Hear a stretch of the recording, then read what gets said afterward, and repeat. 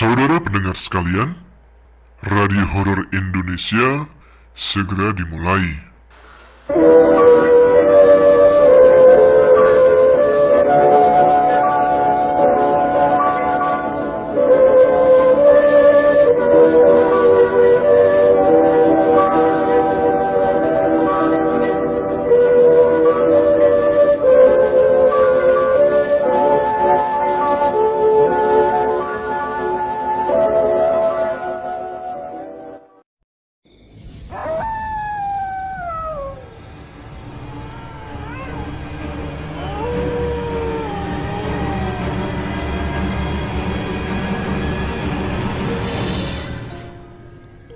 Assalamualaikum warahmatullahi wabarakatuh.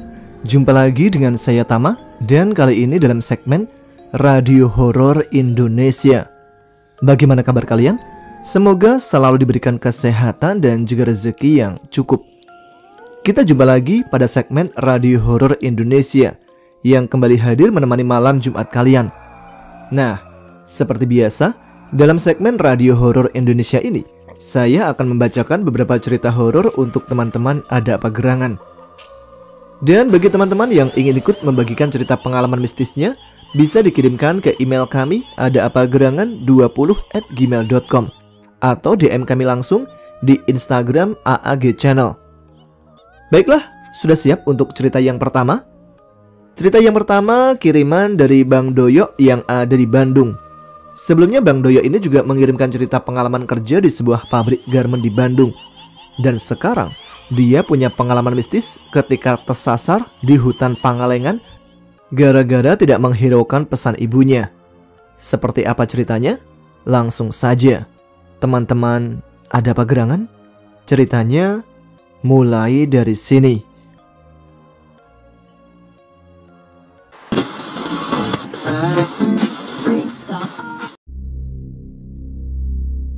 Assalamualaikum warahmatullahi wabarakatuh. Kembali dengan saya Doyo Ahai. Dan malam ini saya ingin membagikan pengalaman saya kembali yang tentunya berhubungan dengan hal-hal mistis. Cerita janggal yang saya alami ini terjadi beberapa bulan yang kebelakang. Dan cerita ini belum pernah saya ceritakan kepada siapapun. Oke, kita mulai. Hari itu bertepatan dengan hari Minggu. Tim sepak bola saya ada yang mengundang untuk bertanding bola di sekitar Pangalengan. Singkat cerita, ketika saya mau berangkat ke Pangalengan, orang tua saya melarang saya untuk ikut pergi karena saya baru saja sembuh dari sakit. Ibu saya berkata, "Yo, kamu jangan dulu main bola, kenapa? Nanti sakit lagi loh. Apalagi mau hujan kelihatannya." Karena terlihat langit sangat mendung waktu itu. Mungkin ibu takut saya kehujanan dan nanti sakit lagi. Kemudian saya menjawab, "Iya, nggak apa-apa mah. Mau refreshing sekaligus main ke sana. Toh saya belum pernah ke sana." "Emangnya mau berangkat sama siapa?" "Sama temenku mah, Cecep namanya." "Ya sudahlah, gimana kamu aja yuk." Singkat cerita, waktu saya mau berangkat, ketua tim saya menelpon. "Halo Yok, kamu mau naik mobil atau motor? Mau berangkat nih, keburu telat." "Oh iya Pak Ketua, saya mau nyusul aja sama si Cecep bawa motor." Kemudian ketua tim sepak bola saya berkata, "Oh ya sudah Yok, saya duluan ya." "Iya Pak."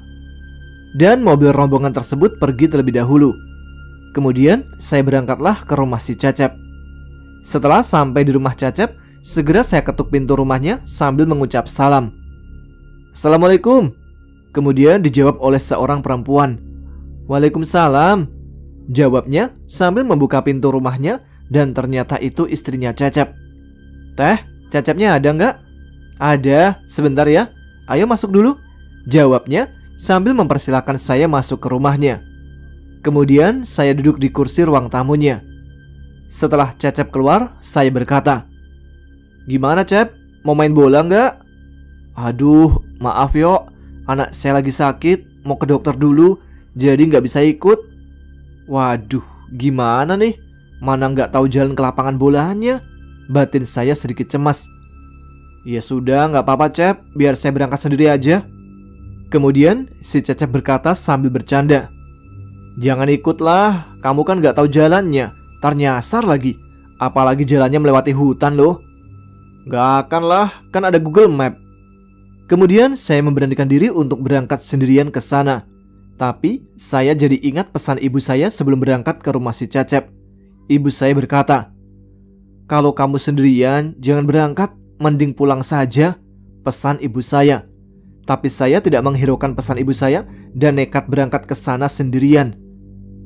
Singkat waktu, sesampainya di kebun teh, ketika saya mau menelpon rombongan yang berangkat pakai mobil, ternyata tidak ada sinyal sama sekali di HP saya. Saya pun muter-muter karena tidak tahu jalan. Kemudian, saya mencoba bertanya kepada pemetik teh yang saya temui di kebun sekitar jalan. "Permisi Bu, tahu lapangan bola Old Trafford nggak?" "Maaf ya, ini nama lapangannya saya samarkan aja." Kemudian ibu itu menjawab, "Oh, dari sini lurus saja, terus belok kanan, nanti ada gapura. Nah, di situ ada warung, kamu tanyain aja ke orang sekitar sana." "Oh, iya Bu, hatur nuhun." Kemudian saya ikuti arah jalan yang ditunjukkan oleh ibu itu. Sesampainya di warung yang dimaksud, saya pun bertanya kepada seorang AA. "Punten A, jalan ke lapangan bola kemana ya?" "Oh, ini A, tinggal masuk aja ke gapura, lewatin jalan coran. Nah, habis jalan coran, di sana lapangan bolanya." Saya yang baru pertama kali ke daerah situ mengikuti jalan yang ditunjukkan AA tersebut. Tapi setelah saya ikuti, lah kok malah muter-muter gak ketemu lapangannya. Kira-kira sampai 3 jam saya muter-muter di sana. Karena tidak ketemu lapangannya, kemudian saya memutuskan untuk pulang saja pada pukul 4 sore. Nah, ketika pulang dan sampai di pertigaan Cibolang, entah kenapa motor saya bisa kabur gas. Kemudian saya terjatuh ke selokan. Untung ada warga sekitar yang menolong saya dan memangku saya, karena kaki saya dua-duanya terkilir dan tidak bisa jalan sama sekali. Untung yang menolong saya itu baik. Kemudian dia bertanya kepada temannya, "Gimana nih Sep? Kasihan ini orang, kakinya terkilir dua-duanya." Kemudian orang itu menjawab, "Ayolah, bawa aja ke si bapak, mumpung sudah pulang." Kemudian dibawalah saya ke rumah bapak yang dimaksud.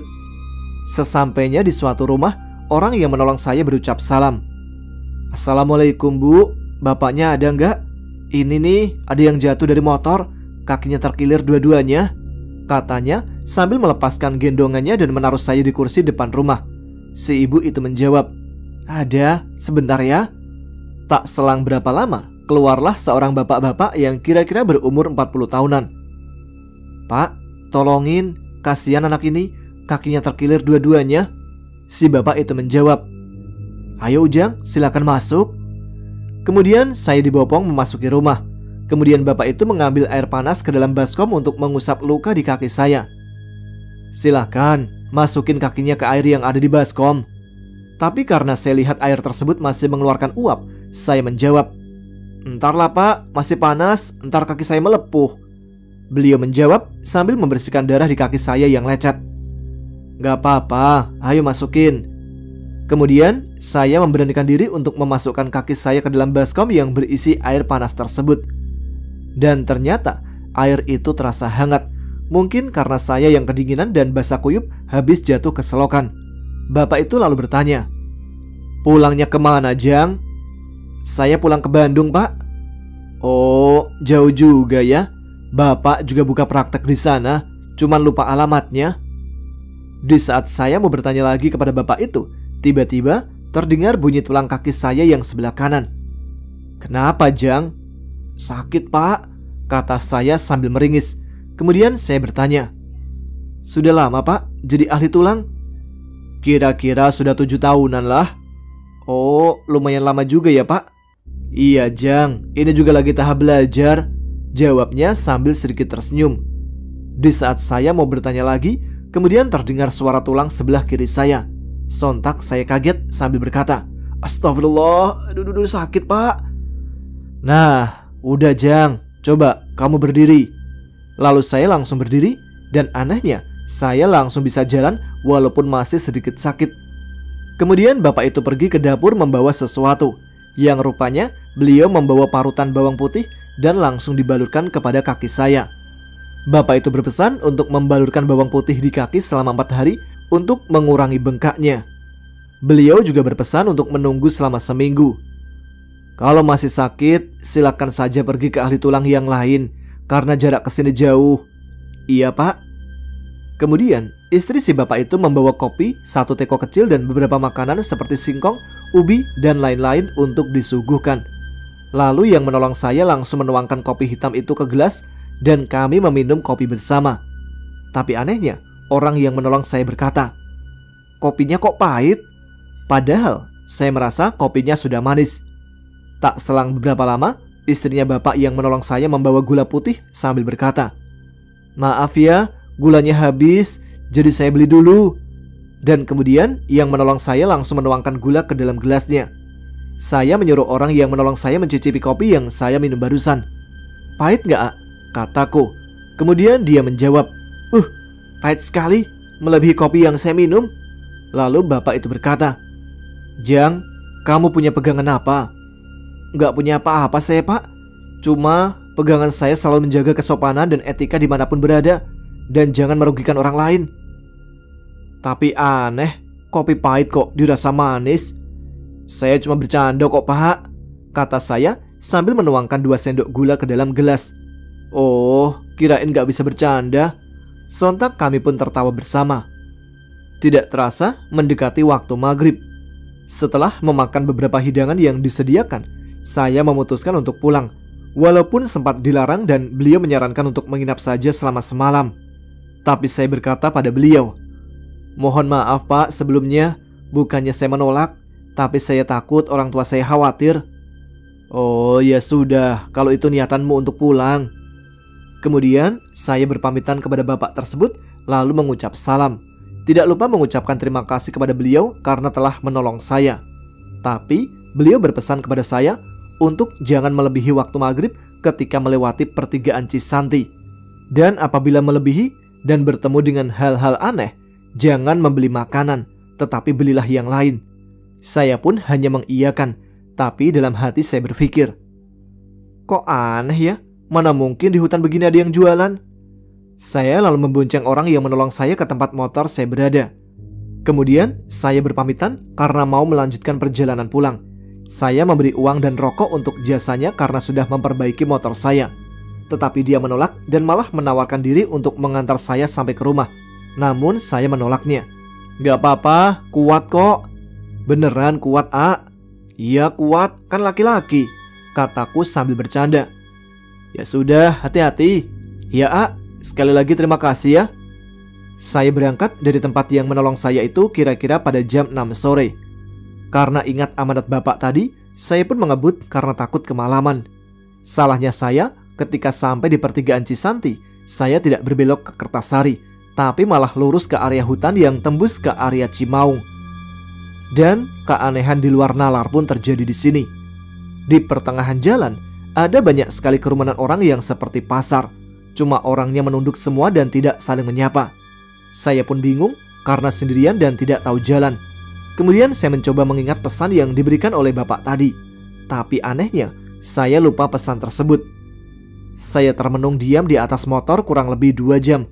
Karena nyaris tidak ada jalan sama sekali untuk melewati area tersebut. Karena saking banyaknya kerumunan orang di sana. Kemudian, saya membaca amalan yang diberikan Ustadz dan berdoa supaya bisa keluar dari area tersebut. "Ya Allah, tunjukkan jalan untuk saya keluar dari tempat ini." Sambil menangis karena badan capek.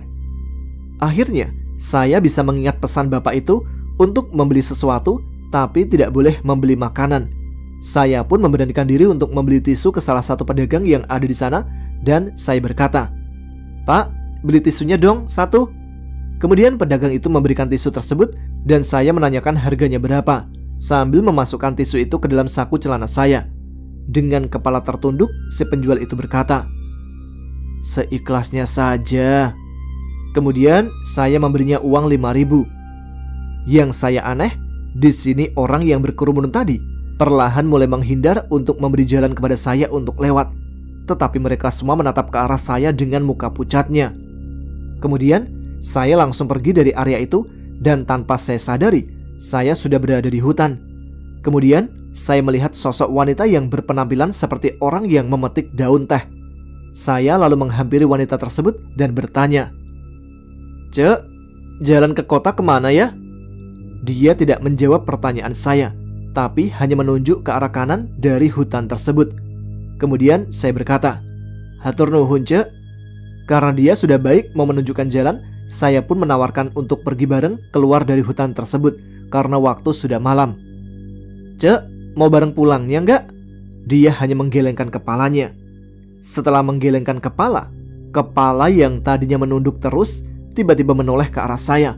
Sontak saya kaget karena mukanya rata, gak ada hidung, mulut ataupun mata. Saya langsung ngegas motor saya karena panik. Tetapi sosok wanita tersebut lari mengejar saya. Saya terus gas motor saya sampai beberapa lama, akhirnya sosok itu menghilang. Kira-kira pukul 11 malam menurut perkiraan saya. Saya melihat ada sebuah gubuk dan di sana ada sumber air. Saya memutuskan untuk mandi terlebih dahulu dan mengganti pakaian karena sudah lengket banget. Setelah mandi, saya mengambil air wudhu dan sholat dulu di sana walaupun harus dijamak sholatnya. Setelah sholat, saya langsung melanjutkan perjalanan untuk pulang dan setelah beberapa lama saya mengendarai motor, saya melihat ada seorang pria parubaya yang sedang membelah kayu. Kemudian saya menghampirinya dan bertanya jalan ke arah kota. "Punten Pak, Bapak tahu jalan ke kota nggak? Saya tersesat Pak." Kemudian pria parubaya itu mengambilkan segelas air dan kami pun berbincang sedikit sambil duduk dan merokok. Tidak lupa saya menawari pria parubaya itu rokok. Sambil menghidupkan rokoknya, dia berkata, "Asal kamu dari mana?" "Dari Bandung Pak." "Memang sama siapa kamu berangkatnya?" "Sendiri Pak." Sontak bapak itu kaget karena tahu saya pergi sendiri. Kemudian bapak itu bertanya sama seperti orang yang memijit kaki saya, "Kamu punya pegangan apa? Kok berani sendirian berangkat?" "Saya nggak punya pegangan apa-apa Pak." "Jangan bohong. Sebelum berangkat ke sana, izin dulu nggak sama orang tuamu?" "Ya izin lah Pak, cuman nggak dibolehin sih. Tapi saya yang ingin main bola ke sana, nekat berangkat sendirian," jawabku. "Jang, makanya kalau nggak dibolehin orang tua jangan nekat. Tahu kan sekarang bagaimana akibatnya?" "Iya Pak, saya menyesal sekali Pak. Lain kali kalau nggak dibolehin, saya akan nurut. Untung saya masih bisa selamat setelah menemui kejadian demi kejadian aneh yang di luar nalar," ucap saya dalam hati. Setelah saya ngobrol dengan bapak itu, saya putuskan untuk melanjutkan perjalanan pulang, dan si bapak itu menunjukkan jalan. Setelah beberapa lama saya mengendarai motor, hujan pun turun. Apes banget hari ini," ucapku sambil mengoceh sendirian karena hujan. Jalan yang saya lalui ternyata tembus di sekitaran area Kiara Payung, Banjaran. Terus saya gas sampai di daerah Batu Karut. Karena hujan semakin lebat, saya berteduh di salah satu warung yang ada di sana sambil memesan kopi hitam. Mungkin karena kopinya panas, tanpa sengaja saya menyenggol kopi tersebut dan mengenai baju saya. Saya lalu mengambil tisu di kantong saya yang tadi saya beli dari penjual dalam hutan. Dan anehnya, tisu itu berubah menjadi daun. Sontak saya kaget dan mengucapkan istighfar sedikit keras. Kemudian ibu warung yang ikut kaget bertanya kepada saya, "Kenapa Jang?" Nggak ada apa-apa Bu, tadi kesenggol kopinya karena panas jadi kena baju deh." "Oh, kirain ada apa Jang?" kata si ibu sambil sedikit tertawa. Karena hujan sudah mulai reda, saya putuskan untuk melanjutkan perjalanan pulang. Tapi ketika saya coba menstarter motor, mesinnya tidak mau menyala. Lalu saya mengecek tangki motor. Ternyata kosong. Dalam hati saya bergumam, "Apes banget. Udah nyasar, ketemu setan, kehujanan, sekarang bensinnya habis lagi." Lalu saya menelpon adik saya untuk meminta jemput. Setelah menelpon, saya melihat layar HP yang menunjukkan pukul 20:45. Padahal tadi saya udah muter-muter lama. Sekitar pukul 10 malam, paman saya datang untuk menjemput saya dan mendorong motor menuju pom bensin terdekat. Sekian cerita dari saya akibat tidak mengindahkan pesan dari ibu saya yang berakhir mendapatkan kesialan bertubi-tubi. Terima kasih dan mohon maaf bila ada kesalahan dalam penulisan. Wassalamualaikum warahmatullahi wabarakatuh. Terima kasih Bang Doyo sudah berbagi pengalaman mistisnya kepada kami semua. Semoga dapat dijadikan pelajaran bahwa restu orang tua, terutama ibu, itu sangat penting. Di sini ada yang mengalami kejadian serupa atau mengalami hal yang sama di tempat yang sama? Coba tulis di kolom komentar. Oke, kita lanjutkan cerita yang kedua untuk malam ini. Ada kiriman dari Mas Wira tentang sepupunya yang mendapatkan gangguan setelah turun dari Gunung Gede. Dan satu cerita lagi tentang gangguan ketika menjerat ayam hutan. Nah, seperti apa ceritanya? Langsung saja, teman-teman, ada apa gerangan? Ceritanya mulai dari sini.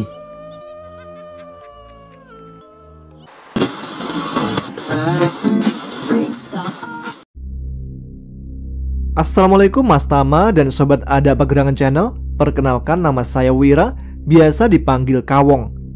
Saya ingin bercerita sedikit pengalaman yang ngeri-ngeri sedap.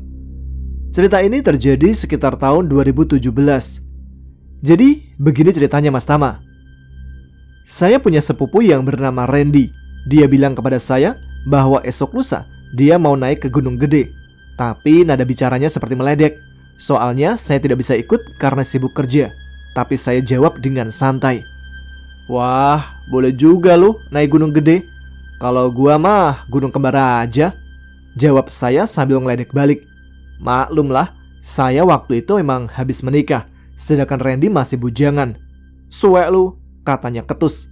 Randy lalu bilang, doain ya biar aman di sana. Oke, semoga selamat dan sampai di puncak ya. Singkat waktu, setelah 1 minggu dari percakapan itu, saya mendapatkan pesan WhatsApp dari Randy. Dia bilang saat ini sedang sakit sehabis pulang dari Gunung Gede. Mendengar kabar itu, seketika saya mendapatkan feeling yang tidak enak. Saya pun menelpon kakaknya Randy yang bernama Jose. Samaran ya. Jose ini memang tinggalnya sudah terpisah karena dia sudah berkeluarga. Saya memberitahu Jose bahwa sepertinya ada hal yang janggal dari sakitnya Randy ini. Dan kata ibunya juga, Randy ini jadi agak linglung. Oh ya, sedikit-sedikit kami bersaudara ini memang memahami apa itu ilmu kebatinan, walau masih tahap noob sih. Singkat cerita, saya dan Andri, saudara saya, menjenguk Randy di kediamannya dan menanyakan apa permasalahannya. Saya rasa Randy ini sedikit paham agar tidak menantang atau masing-masing aja sama makhluk gaib yang ada di sana. Tapi kok ini malah bentrok. Akhirnya Randy pun mulai bercerita. Awalnya perjalanan mendakinya lancar dan aman hingga sampailah dia di Telaga Biru dan semua menjadi aneh. Cuaca jadi mendadak hujan deras. Lalu dia melihat salah satu temannya yang wanita kondisinya drop dan seperti hipotermia. Mereka pun melakukan pertolongan pertama. Lalu secara mata batin Randy melihat bahwa teman wanitanya itu sedang sakit yang ternyata hendak dibawa ke alam lain oleh penghuni yang ada di Telaga Biru. Jadi mau tidak mau dia pun bertindak untuk menggagalkannya. Dan akhirnya malah dia yang jadi sasarannya. Mereka yang tak kasat mata pun marah kepadanya dan bilang bahwa Ratu Penguasa Telaga Biru menahan satu sukma Randy sebagai gantinya. Itulah yang menyebabkan dia jadi agak linglung. Pantas saja, mungkin kalau orang biasa yang mengalami sudah lain ceritanya, bisa lewat atau stres. Akhirnya kami pun sepakat untuk menemui seorang tukang pijat yang bernama Bang Naim untuk mengurut Randy yang pegal-pegal sehabis turun dari gunung. Tapi ini bukan pijat plus-plus ya. Walau tukang pijit, tapi beliau paham betul tentang masalah kebatinan. Maklum saja, dia juga salah satu yang jadi pembimbing kami. Walau sebenarnya kami sudah punya dasar dari leluhur kami. Singkat cerita, saat kami bertiga sampai di kediaman beliau, beliau pun sepertinya sudah tahu maksud dari tujuan kami datang menemuinya. Lalu beliau pun bertanya, si Randy dari gunung mana? Randy menjawab sambil menahan sakit. Gunung Gede pak. Waduh, bisa-bisa kita berperang dah malam ini. Masalahnya sukma kamu ditahan 1. Ya sudah, kita negosiasi aja dulu dengan yang di sana. Semoga Ratu Penunggu Telaga Biru mau bernegosiasi. Kami berempat lalu bersila untuk melakukan rogo sukmo. Sukma, Bang Naim dan Randy tiba-tiba sudah ada di Telaga Biru. Di sana ada sebuah istana yang besar. Nah, ketika mereka berdua sampai di istana Telaga Biru, saya dan Jose malah salah posisi. Kami kesasar ke rawa yang ada jembatan panjang itu loh. Nah, pas di sana, saya bertemu dengan ular yang amat besar yang merupakan penjaga rawa tersebut. saya dan Jose pun diserang dan memilih mundur karena bukan itu tujuan kami. Sedangkan di tempat lain, Bang Naim dan Randy sedang negosiasi dengan Ratu Kerajaan Telaga Biru tersebut. Namun ratu itu tetap tidak terima dan marah-marah. Tapi tiba-tiba di tengah negosiasi yang hampir gagal itu, terdengar suara auman yang keras, dan disusul munculnya sesosok harimau besar yang datang sedang berdiri di sebelah Bang Naim dan Randy. Ketika harimau itu datang, tiba-tiba ratu itu pun langsung berbaik hati karena dia tahu siapa yang datang. Mungkin para pembaca paham ya siapa dia, dan beliau pun berkata, "Ini masih kerabat saya, jadi tolong jangan diganggu." Dan akhirnya ratu pun menjadi baik dan tidak mengganggu Randy lagi, melepaskan Sukma yang dia tawan. Setelah kejadian itu, ketika Randy naik ke Gunung Gede, dia selalu disambut dengan baik, bahkan mendapatkan sebuah oleh-oleh berupa sebuah mustika berwarna biru yang indah. Baiklah, demikian cerita dari saya. Mungkin lain kali saya akan bercerita lagi pengalaman saya, karena masih banyak pengalaman yang saya alami, yang mungkin bisa dijadikan pengetahuan dan pembelajaran bagi pendengar sekalian. Sekian, wassalamualaikum warahmatullahi wabarakatuh.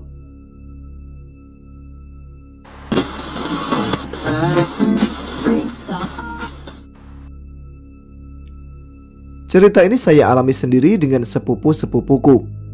Pada waktu itu, tepatnya pada tahun 2015, dan saya masih duduk di bangku sekolah dasar. Selesai pulang dari sekolah, saya ajak sepupu-sepupuku untuk memasang jerat ayam hutan di daerah hutan Kampung Lama. Kampung Lama ini ditinggalkan sudah lebih dari 100 tahun lamanya, dan semua penduduknya sudah pindah ke kampung-kampung yang sekarang ini ditempati. Setelah semuanya kami berkumpul, kami langsung saja melanjutkan perjalanan menuju ke Kampung Lama dengan melalui jalan setapak, di mana jalan setapak ini adalah akses para petani untuk ke kebunnya. Setelah berjalan jauh, kami memilih hutan sebelah kanan karena kami yakin di situ banyak ayam hutannya. Segera kami masuk ke dalam hutan itu melalui semak belukar yang penuh duri. Setelah kami masuk dalam hutan, kami mencari jejak-jejak ayam hutan untuk memasang jerat, tapi tidak menemukan sama sekali tanda-tanda adanya ayam hutan. Setelah sekian lama melakukan pencarian, maka kami putuskan untuk beristirahat, dan pada waktu itu juga dalam hutan mulai gelap karena langit mendung. Belum lama setelah itu, hujan rintik-rintik mulai turun. Kami segera mencari tempat teduh dan berteduh di bawah pohon jati dekat pohon lele. Baru saja kami duduk, tiba-tiba kami mendengar seorang perempuan sedang menangis di atas pohon lele. Sontak kami kaget dan langsung berlarian. Tidak kami pedulikan banyaknya duri yang menyayat tubuh kami ketika berlarian. Setelah merasa jauh dari tempat itu, kami mulai berhenti. Belum lama kami berhenti, kami dikagetkan lagi dengan munculnya ular dan banyaknya lipan. Sontak kami berlarian lagi menuju ke tempat lain. Setelah merasa aman, kami mulai menenangkan diri dan beristirahat lagi. Selesai beristirahat, kami melanjutkan lagi pencarian untuk memasang jerat, dan di situ kami mendapatkan tanda-tanda adanya ayam hutan. Tapi anehnya, di tempat itu banyak sekali batu. Kami tidak tahu kalau batu-batu itu adalah kuburan. Baru saja kami memasang beberapa jerat, tiba-tiba saja kami dikagetkan dengan kemunculan kucing serba hitam di samping kami.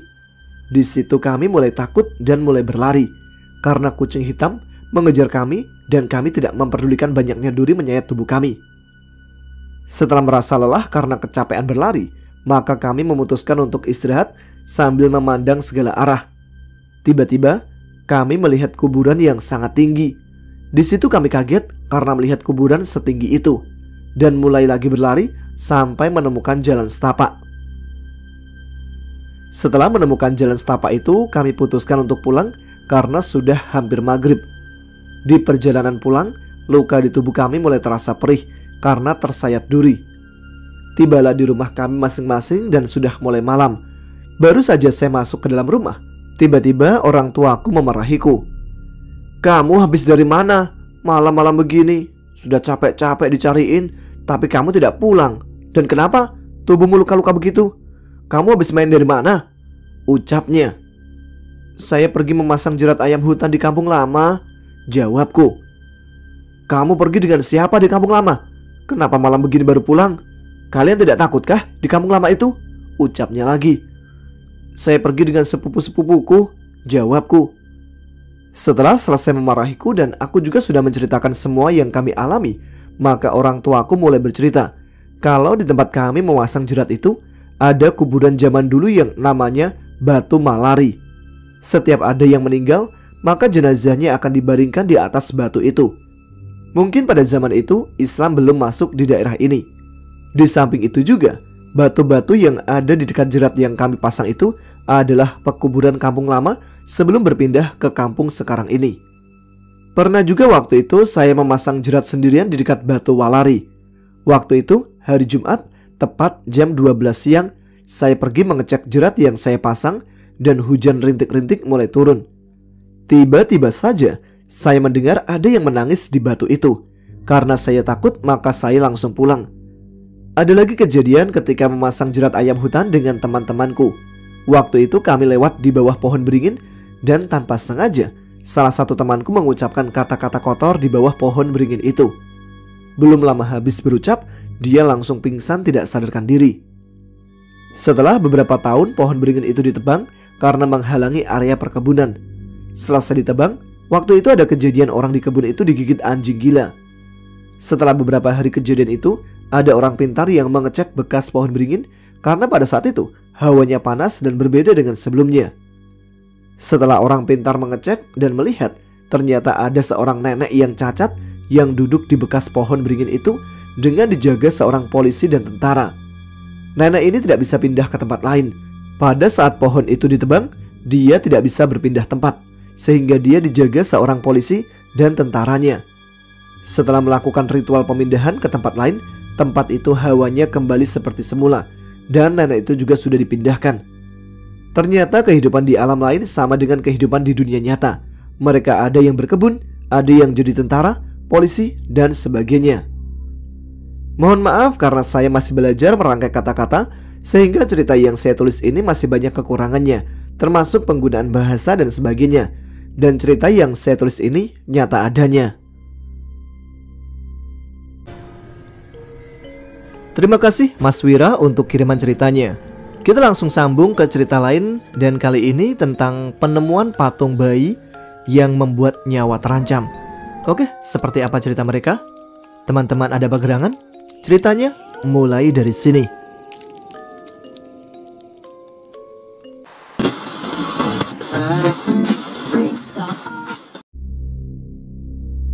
Ada seorang tukang batu, sebut saja namanya Pak Anto, yang mendapatkan sebuah malapetaka. Bagaimana tidak, saat ia tengah bekerja memecah dan menggali tebing batu, tanpa disangka dia menemukan sebuah patung yang berbentuk bayi. Karena dikira barang antik atau semacamnya, langsung bergegaslah Pak Anto membawa patung anak bayi itu ke rumahnya. Sesampainya di rumah, Pak Anto langsung mengambil bak kecil dan mengisinya dengan air. Setelah dirasanya cukup, lalu dia merendam patung bayi itu agar tanah-tanah yang menempel pada patung bayi itu mudah dibersihkan. Setelah itu, Pak Anto bergegas mencari keberadaan istrinya untuk mengabarkan kalau dia telah menemukan sebuah barang antik. Jadi ditinggallah patung bayi itu dengan posisi masih terendam air. Setelah Pak Anto menemukan istrinya, dia langsung mengajak istrinya untuk pulang ke rumah.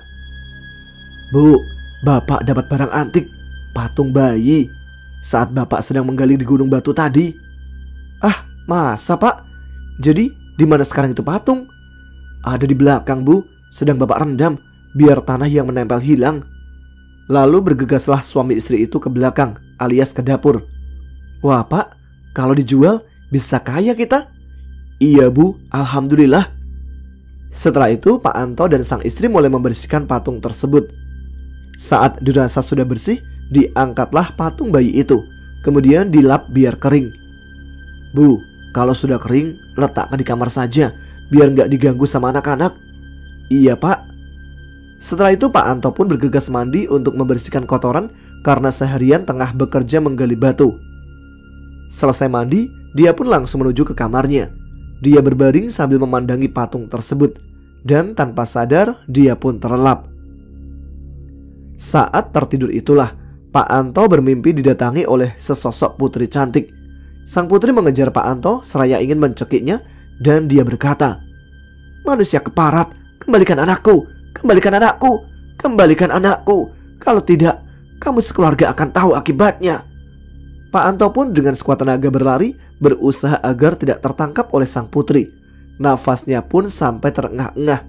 Lalu sang istri Pak Anto langsung masuk ke kamarnya karena mendengar suara suaminya yang teriak-teriak. "Pak, bangun Pak, bangun!" Pak Anto pun langsung terkejut karena dibangunkan oleh sang istri. "Bapak kenapa?" "Anu Bu, Bapak dikejar-kejar oleh seorang putri dan dia terlihat sangat marah. Dia sangat marah sama Bapak dan bermaksud mau membunuh Bapak." Dengan nafas yang masih ngos-ngosan. Bapak ini ngelindur. Makanya kalau tidur itu berdoa." "Betul Bu, dia meminta anaknya dikembalikan." "Anak apa Pak?" "Nggak tahu juga Bapak Bu." "Sudah Pak, paling Bapak kecapean aja kali. Terus mikir yang enggak-enggak sampai ke bawah mimpi." "Mungkin juga ya Bu, Bapak kecapean." "Ya sudah Pak, lebih baik kita makan. Ibu sudah masak masakan kesukaan Bapak. Ayo Bu." Tanpa disadari, Pak Anto melupakan tentang sesosok patung bayi tadi. Selesai makan, Pak Anto keluar menuju depan, sekedar duduk-duduk di teras rumahnya. Hingga azan maghrib pun berkumandang. Pak Anto pun bergegas menuju musola yang ada tidak jauh dari rumahnya. Saat selesai, dia pun bermaksud pulang ke rumah dengan menyusuri jalan setapak yang kiri kanan masih terdapat padang ilalang, semak belukar, dan pepohonan yang tertanam jarang-jarang. Sesaat tengah asik menyusuri jalan setapak, Pak Anto dikejutkan dengan suara yang tidak berwujud. "Kembalikan, kembalikan." Suara itu terdengar sangat mengerikan sekali. Pak Anto pun tidak berani mencari asal suara itu, dan dia pun lari dengan sekuat tenaga. Saat Pak Anto tengah berlari, suara itu seraya mengikuti kemanapun arah Pak Anto berlari, hingga akhirnya sampai juga Pak Anto di pekarangan rumahnya sendiri. Dan suara itu pun tidak terdengar lagi. Dengan nafas ngos-ngosan, Pak Anto langsung masuk ke dalam rumahnya dan terduduk lemas dengan tubuh yang masih bersandar di pintu. "Ibu, ibu," kata Pak Anto sambil mengatur nafas yang ngap-ngapan. "Ada apa Pak? Teriak-teriak begitu? Ambilkan Bapak minum Bu." Lalu sang istri pun mengambilkan segelas air putih untuk suaminya. "Bapak ini kenapa sih? Kok sampai ngos-ngosan begitu? Bapak ini habis dari mana?" "Itu Bu, tadi pas Bapak pulang dekat jalan setapak itu, Bapak mendengar suara perempuan sambil neriakin Bapak. Suara itu bilang, 'Kembalikan, kembalikan, kembalikan.'" "Kembalikan apa Pak? Bapak juga nggak tahu Bu." Bapak ini jangan nakut-nakutin Ibu Sumpah Bu, Bapak sangat jelas sekali mendengar suara itu." "Kira-kira apa ya Pak maksudnya?" "Bapak juga nggak tahu Bu." "Ya sudah Pak, kita ngobrolnya dalam kamar aja. Bapak bisa berdiri nggak?" "Masih lemes Bu kaki Bapak."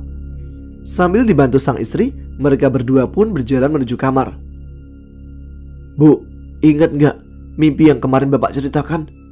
"Iya, ingat. Emangnya kenapa Pak?" "Suara itu persis sama seperti yang dalam mimpi Bapak Bu." Masa sih Pak?" "Iya Bu, Bapak yakin sekali." "Ya sudah Pak, lebih baik tidur saja. Besok saja kita tanyakan sama orang yang lebih paham masalah kayak gini."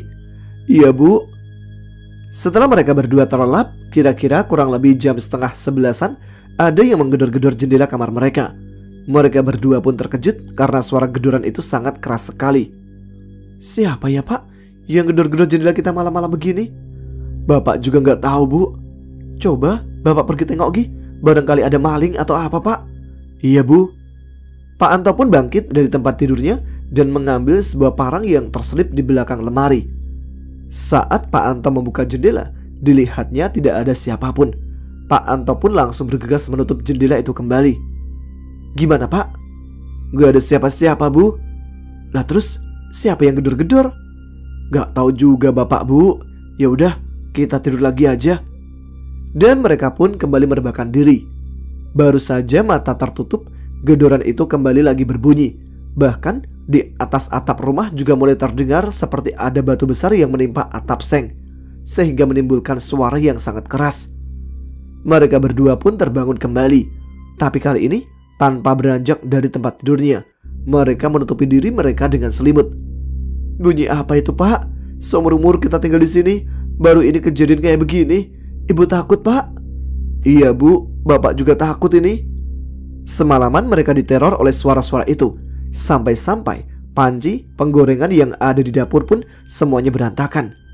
Hingga subuh mereka berdua tidak bisa tidur sama sekali. Bahkan yang biasanya Pak Anto kalau sholat selalu pergi ke musola, namun subuh itu Pak Anto tidak berani sama sekali untuk keluar rumah. Dan akhirnya memutuskan untuk sholat di rumah.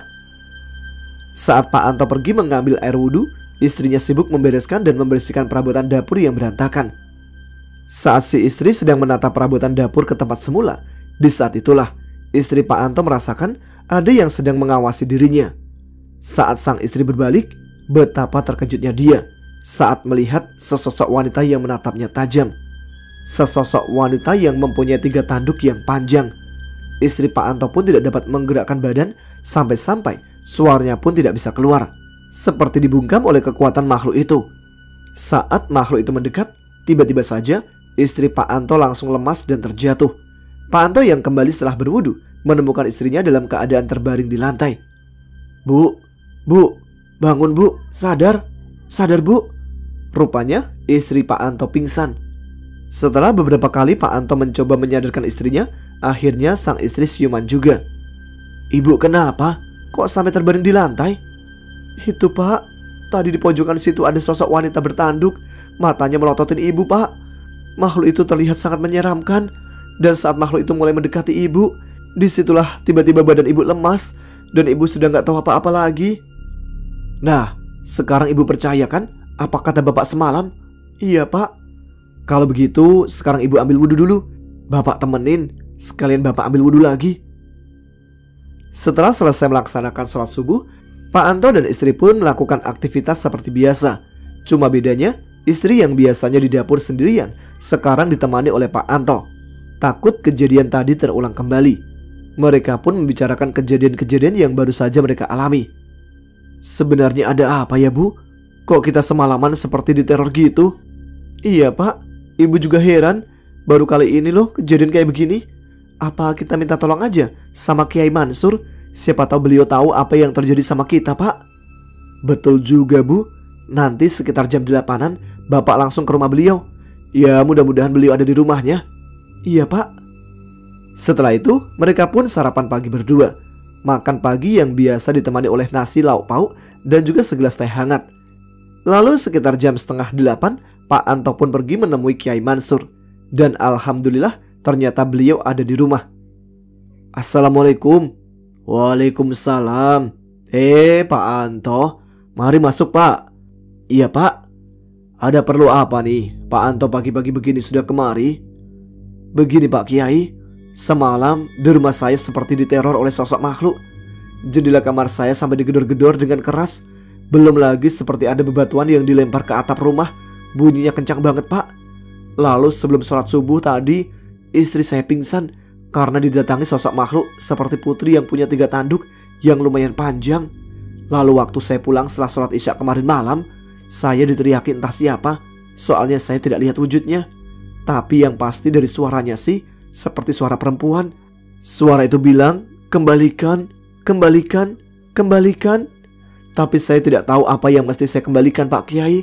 Makanya saya datang ke sini ingin meminta tolong sama Pak Kiai. Siapa tahu Pak Kiai mengerti atau paham apa sih penyebabnya. Oh, ternyata kejadiannya seperti itu. Ya sudah, sekarang kita ke rumah Pak Anto. Sebentar, saya siap-siap dulu ya. Oh iya, Pak Anto, maaf. Pak Anto mau minum apa? Biar saya suruh istri saya buatin. Nggak usah repot-repot Pak Kiai, makasih sebelumnya. Tapi saya barusan udah minum tadi. Ya sudah kalau begitu. Sebentar ya, saya siap-siap. Iya Pak Kiai. Akhirnya mereka berjalan menuju ke rumah Pak Anto. Soalnya zaman dulu cuma orang kaya yang punya kendaraan. Jadinya mereka pun hanya jalan kaki. Setelah 15 menit berjalan, akhirnya mereka pun sampai di rumah Pak Anto. Sesampainya mereka di pekarangan, Pak Kiai melihat sesosok yang diceritakan oleh Pak Anto tadi. Beliau pun mulai bertanya kepada sosok makhluk itu. Assalamualaikum. Kalau saya boleh tahu, Kenapa kamu mengganggu keluarga Pak Anto? Manusia keparat itu sudah mengambil anak saya. Saya cuma mau anak saya dikembalikan ke tempatnya. Kalau tidak, saya akan bunuh mereka berdua. Dengan nada marah. Sabar, kita akan bisa bicarakan ini baik-baik. Sebentar saya tanyakan kepada Pak Antonya. Pak Anto yang dari tadi melihat Pak Kiai bicara sendiri hanya terheran-heran dibuatnya. Apakah Pak Anto ada mengambil sesuatu dari gunung batu yang ada di sana? Loh, kok Pak Kiai tahu? Sebenarnya memang saya ada mendapatkan sebuah patung seperti bayi Pak Kiai. Saya pikir itu barang antik atau patung peninggalan zaman dulu. Makanya saya bawa pulang Pak Kiai. Sekarang di mana benda itu berada Pak Anto? Ada dalam kamar saya Pak Kiai. Mari masuk dulu. Bu, bikinin minum buat Pak Kiai. Iya Pak. Silakan duduk Pak Kiai. Sebentar, saya ambilkan patung itu dulu. Iya, makasih Pak Anto. Sesosok putri tadi masih saja memperhatikan mereka di ruang tamu dengan mata yang melotot. Ini Pak Kiai, patung itu. Begini Pak Anto, sebenarnya ini adalah anak dari makhluk itu. Hah? Beneran Pak Kiai? Jadi bagaimana? Begini Pak Anto, secepatnya Bapak kembalikan lagi patung ini ke tempatnya. Insya Allah tidak akan ada lagi gangguan seperti semalam. Tapi saya harus membuat perhitungan dulu dengan dia, karena sudah berani-beraninya mengambil anak saya. Sudah, maafkan mereka. Bapak ini tidak tahu kalau ini merupakan anak kamu. Sebentar lagi dia akan mengembalikannya ke tempat semula. Jadi kamu jangan ganggu keluarga ini lagi. Sebenarnya saya juga tidak mau mengganggu manusia, tapi saya terpaksa melakukannya karena dia telah mengambil anak saya. Ya, saya paham. Kami akan segera mengembalikan anak kamu ke tempat asalnya. Makhluk itu pun merubah wujudnya jadi perempuan keraton yang sangat cantik. Tolong, sebelum kalian menguburkannya, taburkanlah bunga setaman. Baik, akan kami lakukan. Terima kasih juga sudah memaafkan bapak ini. Setelah itu, sang putri pun menghilang dengan meninggalkan bau yang sangat wangi sekali. Mereka berdua pun mengembalikan patung tersebut ke tempat asalnya. Tidak lupa juga, sebelum menguburkannya, mereka menaburkan kembang setaman di dalamnya. Terima kasih Pak Kiai atas pertolongannya. Ya, sama-sama Pak Anto. Lain kali kalau dapat barang-barang aneh di gunung batu ini, jangan dibawa pulang lagi. Iya Pak Kiai, maaf saya nggak tahu. Ya sudah, ayo kita pulang. Mari Pak Kiai, sekali lagi terima kasih banyak. Ya Pak Anto. Setelah itu tidak pernah ada lagi kejadian-kejadian yang menimpa keluarga Pak Anto. Itu dia cerita keempat ya. Untuk cerita selanjutnya ada cerita dari Kalimantan tentang pengalaman mistis seorang bidan desa. Seperti apa ceritanya? Yuk langsung saja.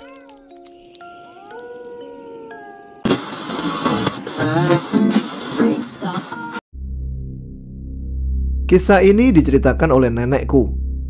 Dahulu ada seorang bidan yang bekerja di sebuah desa. Ketika bidan itu seperti biasa melayani pasien-pasien yang datang ke tempat klinik beliau. Ada yang ingin periksa kehamilan, ada juga yang ingin melahirkan, dan ada yang mau konsultasi saja. Karena jadwal yang selalu padat, Bu Bidan, sebut saja namanya Bu Nani, selalu disibukkan dan menghabiskan waktunya di tempat prakteknya. Hari demi hari, Bu Nani menjalani semua itu dengan senyuman ramah yang biasa ia lakukan kepada pasiennya. Dan memang setiap hari tidak ada yang aneh. Sampai suatu malam, di saat Bu Nani sedang istirahat, Bu Nani dikejutkan oleh ketukan pintu yang berasal dari luar.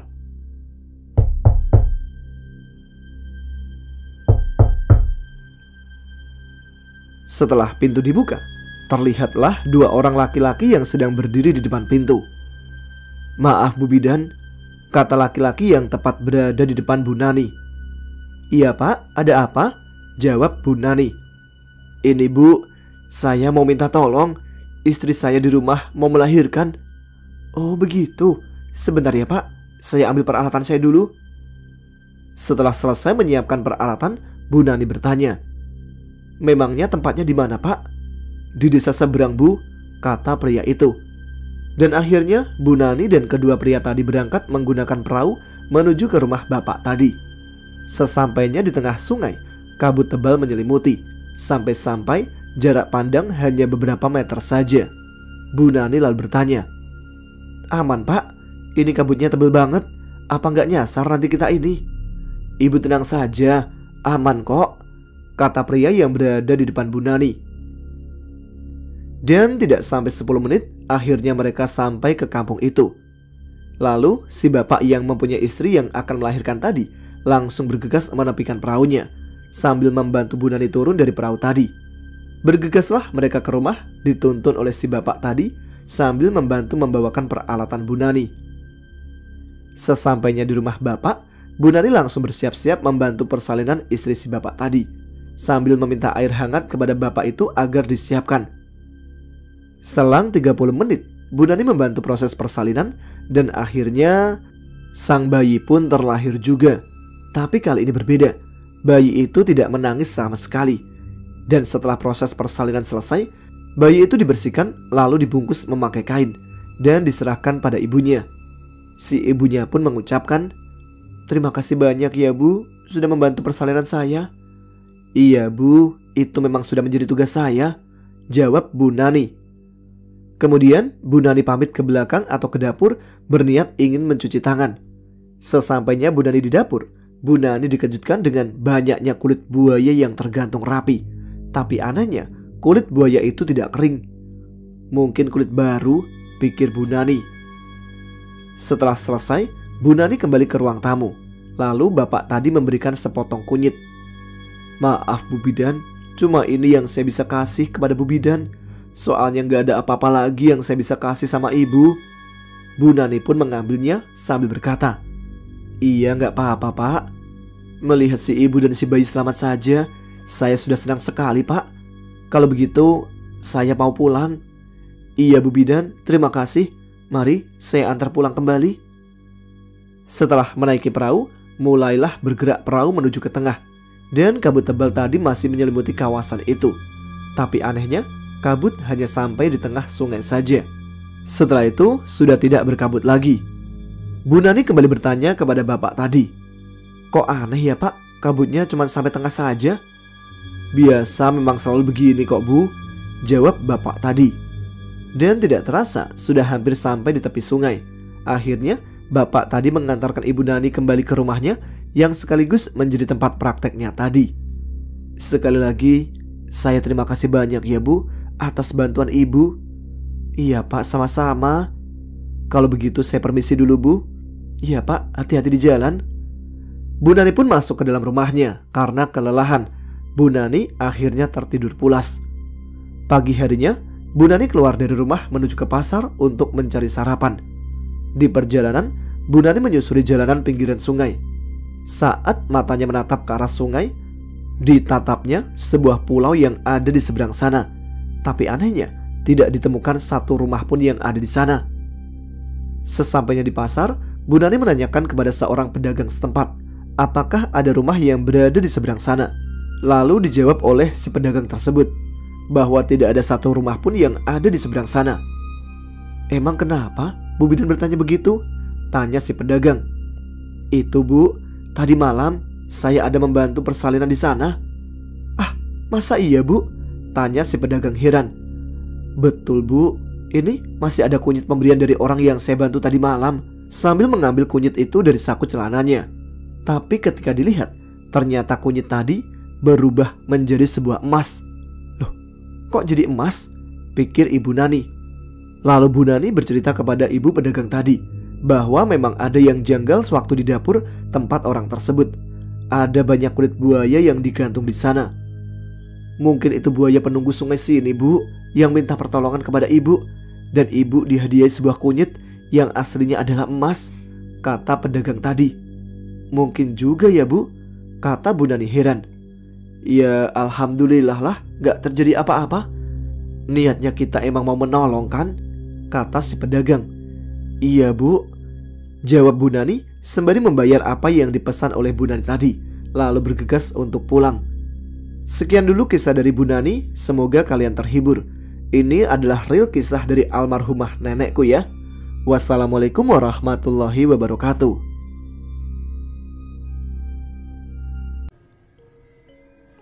Baik, demikian cerita terakhir untuk malam ini.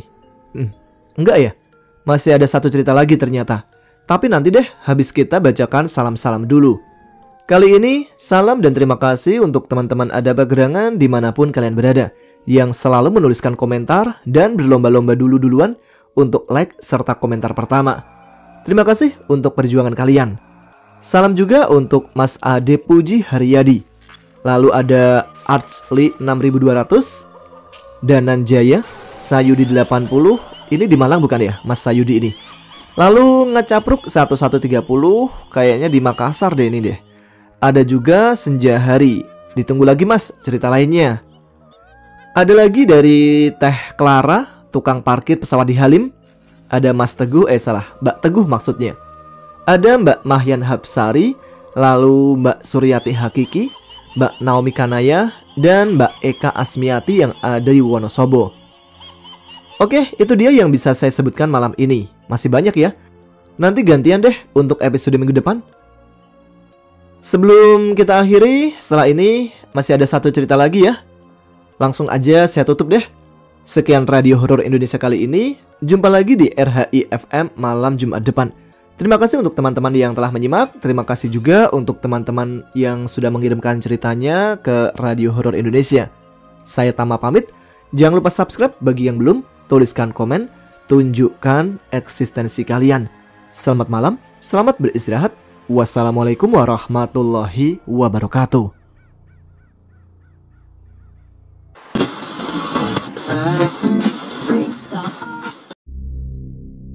Matahari terlihat begitu cerah, yang seakan mengintip di celah dedaunan yang begitu rimbun. Hari itu adalah hari Kamis 26 Agustus 2010, yang merupakan awal kali pertama aku memijakkan kaki di area pertambangan yang terletak di tengah hutan yang begitu luas. Di sebuah lokasi, tepatnya di Site Sepaku 88, yang masih termasuk di kawasan Kabupaten Kutai Kartanegara, Kalimantan Timur. Waktu itu, aku datang ke kantor untuk berbicara langsung kepada kepala HRD yang menangani masalah penerimaan karyawan baru. Akhirnya, aku ditempatkan bekerja di sebuah kantin perusahaan. Karena pada waktu itu, untuk pekerjaan di tambang masih belum membutuhkan karyawan tambahan. Dan akhirnya, aku pun menerima tawaran kerja tersebut. Waktu pertama kali masuk, aku ditugaskan masuk shift malam.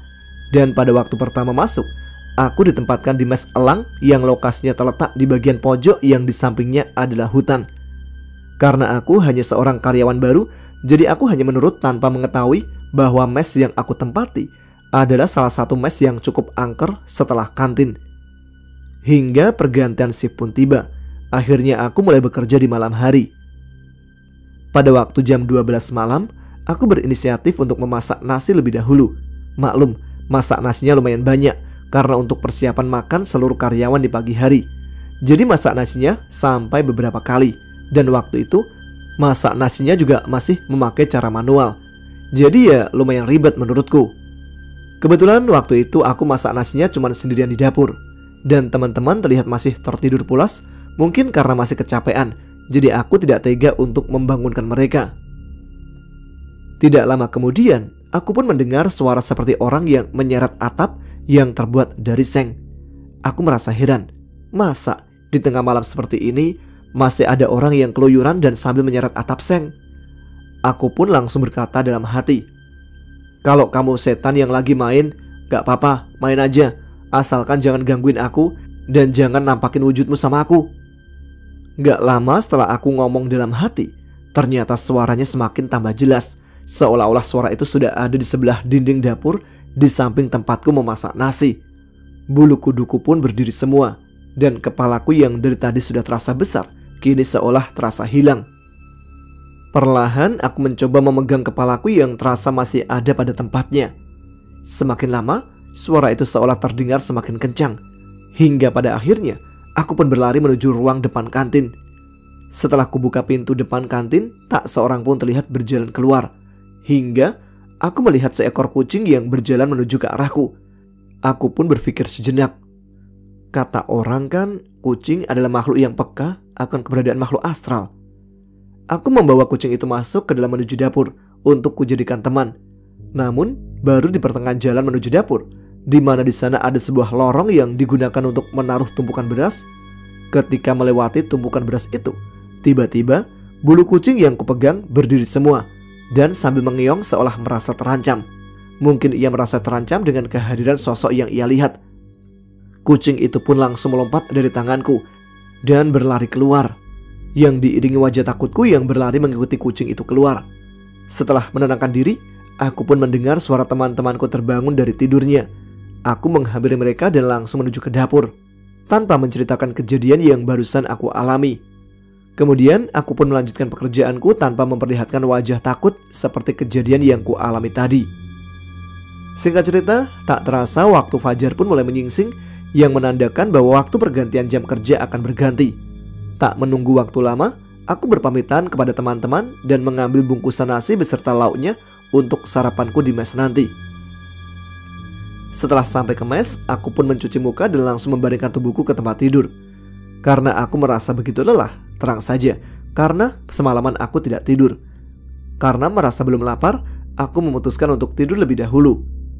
Setelah beberapa lama aku tertidur, aku pun terbangun karena perutku merasa lapar.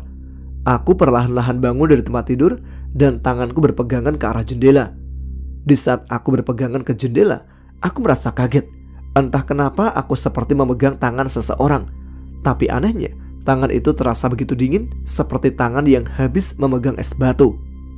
Karena mataku belum begitu terbuka, akhirnya aku membuka mataku lebar-lebar dan melihat ke arah jendela. Tapi aku tidak melihat seseorang pun yang ada di kamarku hingga aku menengok keluar jendela. Namun hasilnya tetap nihil. Aku tidak melihat seseorang di balik jendela, melainkan hanya sebuah hutan yang terlihat banyak pepohonan. Sontak bulu kuduku pun mulai merinding lagi. Namun itu tidak begitu kuhiraukan, karena cacing-cacing di perutku sudah berteriak untuk diberi makan. Aku segera mencuci muka dan langsung makan. Singkat cerita, setelah beberapa hari aku bekerja, aku mendengar cerita dari temanku bahwa pada malam harinya ada salah satu karyawan tambang yang ingin menelpon keluarga di Jawa. Maklum, pada waktu itu perusahaan tambang belum membuatkan tower untuk jaringan telepon seluler. Jadi, setiap karyawan yang mau menelpon pasti naik ke atas bukit untuk mencari jaringan. Jadi katanya, ketika malam itu ada salah seorang karyawan yang mau menelpon keluarganya di Jawa. Jadi otomatis dia naik dong ke bukit buat menelpon. Tapi ketika dia baru nyampe dan hendak menelpon, di bawah sebuah pohon, dia melihat ada sosok berwarna putih yang terbang dari pohon satu ke pohon lainnya. Tapi dia belum begitu yakin, hingga pada akhirnya dia mencoba untuk memperjelas sosok berwarna putih tersebut. Alangkah terkejutnya saat mengetahui bahwa sosok yang ia lihat saat itu adalah sosok kuntilanak yang sedang mengawasinya. Tanpa pikir panjang, bapak itu langsung berlari terbirit-birit menuju ke mes.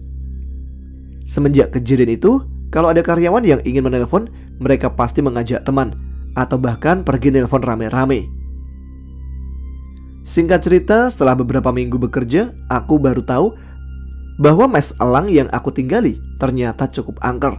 Karena tidak jarang teman-teman satu kamar, bahkan satu mes kerap diganggu oleh sosok kuntilanak. Karena di mes elang ada satu kamar mandi yang rusak dan tidak terpakai.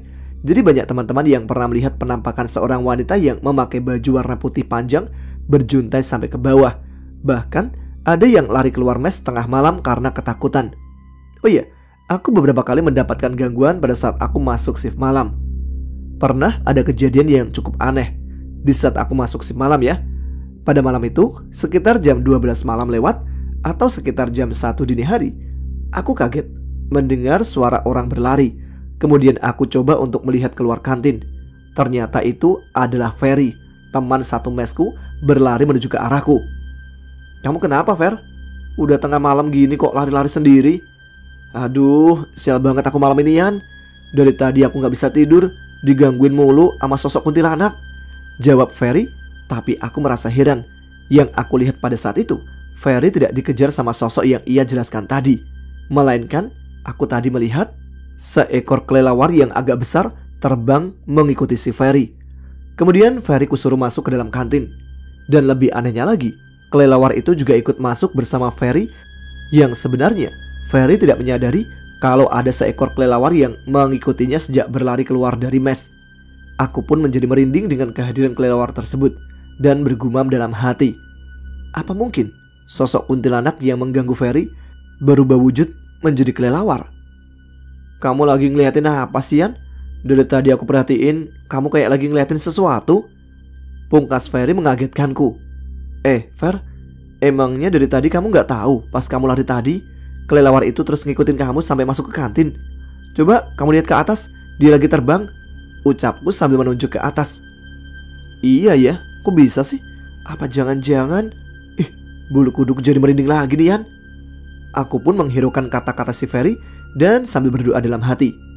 Setelah aku membaca doa-doa yang aku bisa, alhamdulillah kelelawar itu pun keluar dari kantin. Dan sekarang kami pun tidak merinding lagi. Aku mencoba mencairkan suasana dengan mengobrol sebentar bersama Ferry, karena waktu itu pekerjaan kami belum dimulai. Hingga akhirnya aku mendengar Bang Ali memanggilku untuk mulai bekerja. Ya, mau tidak mau aku menyuruh si Ferry untuk kembali ke mes. Soalnya gak enak dong ngobrol-ngobrol pas sedang jam kerja. Fer, sekarang mendingan kamu istirahat di mes aja ya.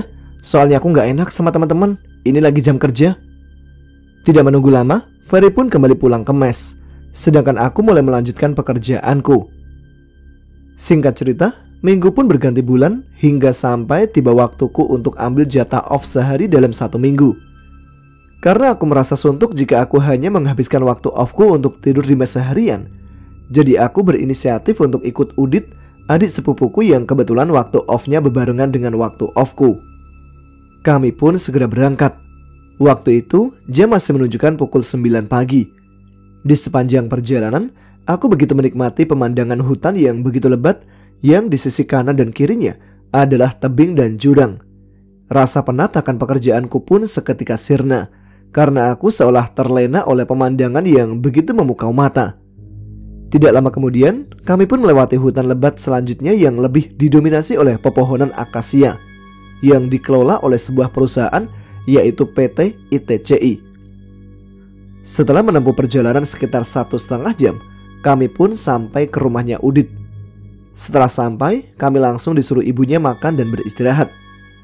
Setelah beberapa lama beristirahat, waktu pun menunjukkan pukul 5 sore. Akhirnya, kami berdua memutuskan untuk segera naik dan kembali ke mes. Kami berdua pun berpamitan kepada ibunya Udit.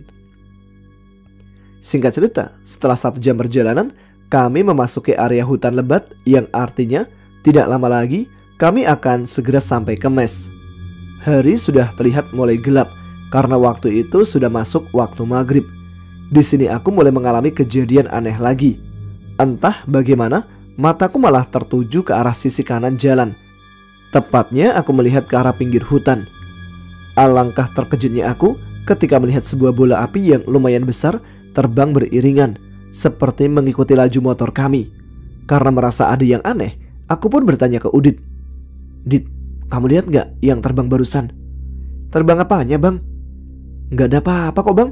Emangnya tadi abang lihat apaan? Tanya Udit penasaran. Udah, nanti aja aku ceritain kalau udah nyampe mes.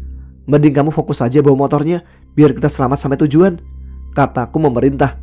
Iya, Bang, jawab Udit penasaran bercampur heran. Singkat cerita, tidak menunggu waktu lama, kami pun sudah sampai di mes.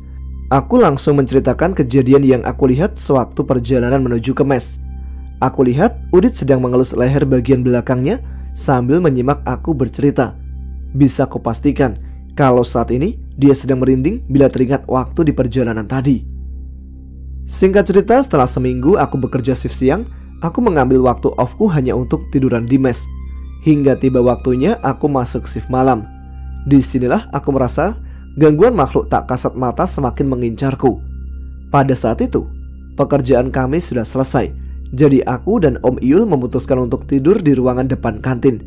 Waktu itu, aku posisinya tidur terlentang menghadap ke plafon, sedangkan Om Iul tidur tengkurap.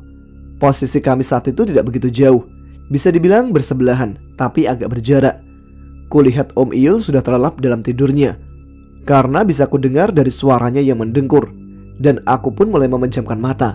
Akan tetapi, ketika mata ini mulai terlelap, tiba-tiba aku melihat ada 2 sosok wanita berbaju putih dengan rambut terurai panjang menutupi wajahnya.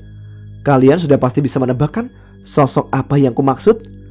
Posisinya waktu itu, sosok wanita yang satu memegangi bagian betisku, sedangkan wanita yang satunya berada di bagian atas kepalaku. Sambil membentangkan kedua tanganku dan mencengkramnya dengan begitu kuat, ingin rasanya aku berontak dan berteriak kepada Om Iyul. Tapi badan ini terasa kaku dan mulutku seperti dibungkam oleh kedua sosok itu. Aku pun berusaha sekuat tenaga mengeluarkan suara dari mulutku agar Om Iyul bisa mendengar suaraku. Tapi yang ada, nafasku terasa terengah-engah dibuat kedua sosok itu. Aku mencoba membaca semua doa yang aku bisa, tapi itu seolah-olah tidak mempan untuk mereka.